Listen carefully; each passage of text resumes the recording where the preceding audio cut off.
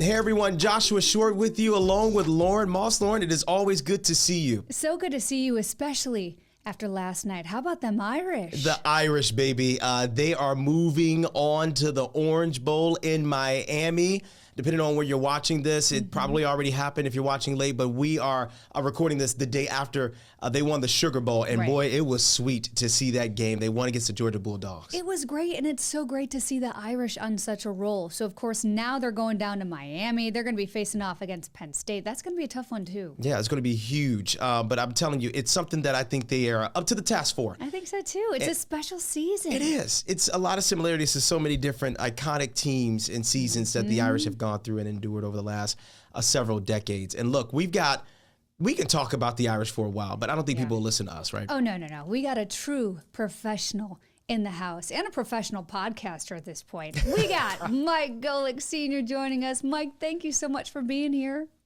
Oh, I'm very happy to be here. So happy to be talking about Notre Dame and what's going on now, that's for sure. Look, this is called Something Extra, and we get to do this with you, and it is an honor for both of us. Let's just get the first initial reaction, less than 24 hours when we're recording this, from that Irish win. It was huge. Well, listen, Notre Dame has struggled in New Year's Six bowls. They have struggled in the playoffs. I still have PTSD from 2013 title game when my son Mike and Jake were on the team and they got blown out by Alabama. And then two other times when it went to four-team playoff, Notre Dame lost pretty big in them. So getting over that hump had been, a quest, and really one of the reasons Brian Kelly left. He thought he could have a better shot at a national championship in LSU. And what Marcus Freeman has done in the short time that he has been the head coach, it's just been amazing. He has just got the players believing. He's so picked up the recruiting, both high school recruiting and portal recruiting, in building a team. As he said, we'll minor in the portal. We won't major in it, but certainly you see the contributions that the portal guys have made, and he is just instilling great confidence in this team. Mike, I was going to say, he was making some impressive calls last night, some impressive plays. Well, so that came with time, right? I mean, this is his third year. When he was his first year as a head coach, it was the first time as a head coach, and he's in it still in his 30s. So, I mean, he had to grow into the position. And talk about growing into the position. I mean, dude goes forward on fourth down like Dan Campbell does for Detroit. He's incredibly aggressive. The special teams aggressiveness, I love. What they pulled off against Georgia and subbing the whole punt team out for the offense, and Georgia ended up jumping offside because Notre Dame had no intention of running a play there. Their whole intention was getting to Georgia to jump, and Georgia did, so it worked perfectly. He has so grown into leading Notre Dame into this new era of college football. And that was my next question for you, Mike, are we experiencing in real time a new era? Because there are so many people who are saying, look, Notre Dame doesn't deserve to be here. They've played nobody. They are the Cowboys of college football. What's your say on that? I chuckle at it. I mean, people keep talking about Notre Dame being irrelevant, and I know they haven't won a title since '88, but Notre Dame is still at the big boys table when all decisions are made. And as I've always said, when Notre Dame made it into the playoffs and people said they shouldn't be there, I always said Notre Dame didn't make that decision. There's a 13-person committee that made that decision. Notre Dame isn't making the rules that include Notre Dame. The NCAA or the committee or the presidents of the NCAA are, the commissioners are. It's always when it was the Power Five and Jack Swarbrick. Jack Swarbrick didn't hold a gun to anybody's head and say, you're gonna put us in this. I mean, they agreed to it. So Notre Dame has been relevant, always will be relevant, but it is nice to see them in the thick of a national championship hunt where, listen, Ohio State's playing the best ball right now. Right. But, for all these four teams left, these were all teams that played in the first round. So whoever wins it is going to have to really be good for 4 games. And think about the mental aspect going forward for this playoff, depending on what changes next year. You're talking about all of the teams who had a bye. They're bye-bye now. Am I right about that? Yeah, you are. And the first thing that has to change, and they can change it, is there are two things I think they should change. One should be automatic, that the conference champion does not get an automatic bye. Like Boise State. Now, Arizona State put up a great battle against Texas, but Boise State and Arizona State in the final rankings, they were like, 8 and 10 or something like that. And all of a sudden they were 3 and 4 and got a bye. You just rank the top 12. Conference championship should get you into the playoffs, but not an automatic bye. Just wherever you're ranked, just play the seedings how you're ranked. The second, and that should be a no-brainer change. The second change, it's because now if they truly cared about the fans and the players, they would do this. But we know that everybody is money hungry. Yeah. So when it was a 4-team playoff, there were 3 bowls involved, right?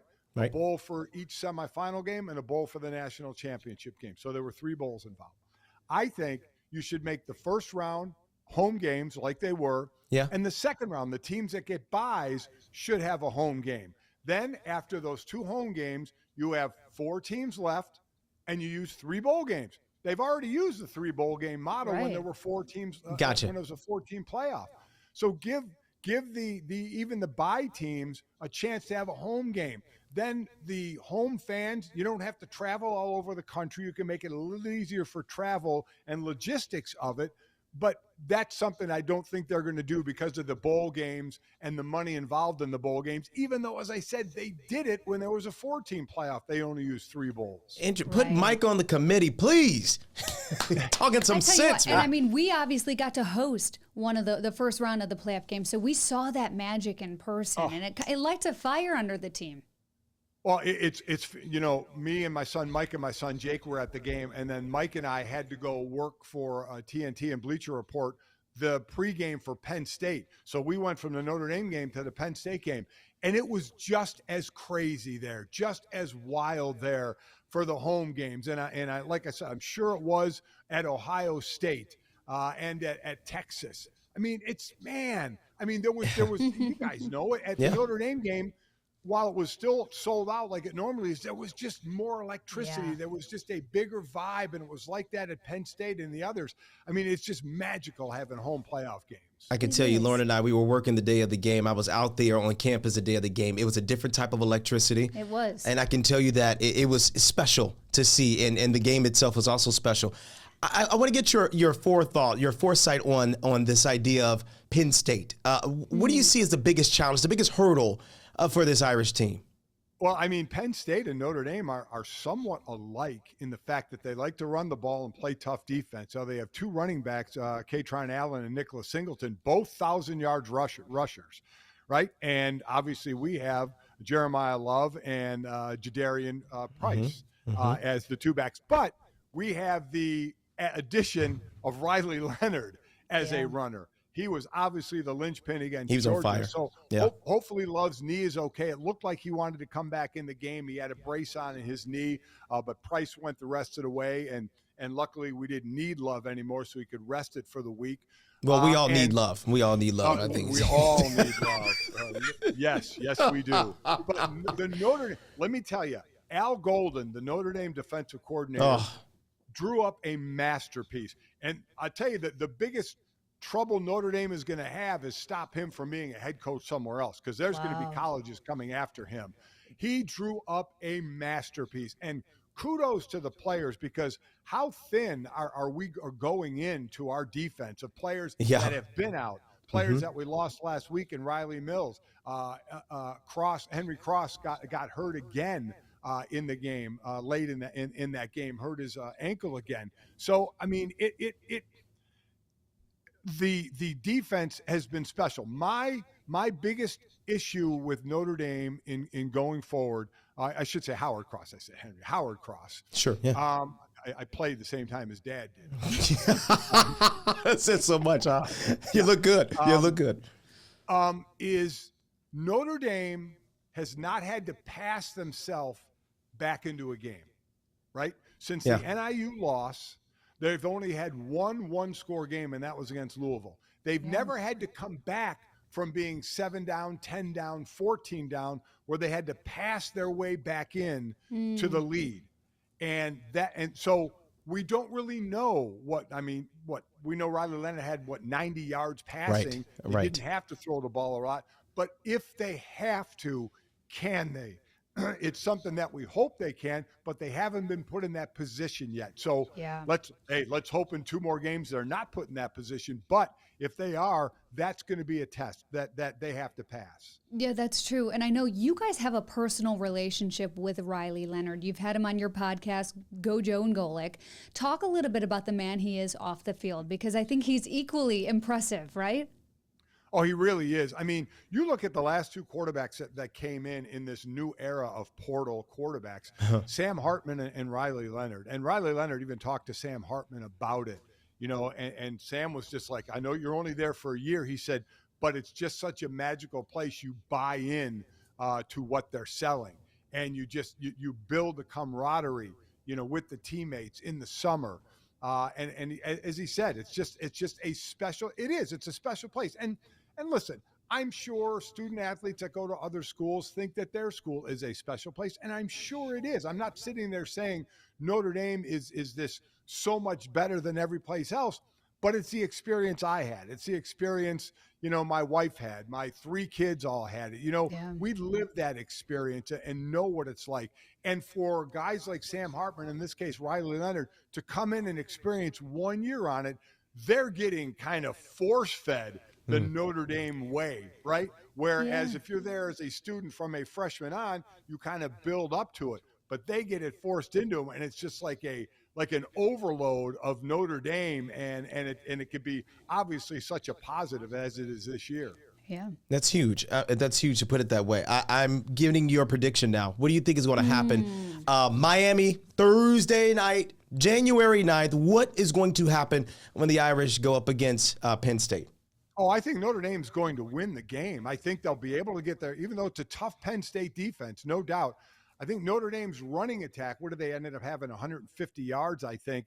It just, even though sometimes there's 1 yard gain and 2 yard gains, then they broke a couple to the outside. They controlled the ball for that last drive until there was just over a minute. They controlled the ball when they had to, passing just enough. The defense is stifling. Now, the defense has to keep an eye on Tyler Warren, the tight end for Penn State, who is just fantastic.